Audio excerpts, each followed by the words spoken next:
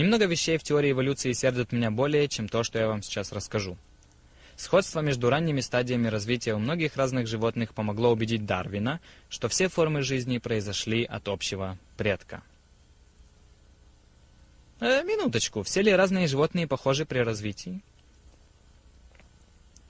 В этом учебнике говорится, у человеческого зародыша есть жабренные складки.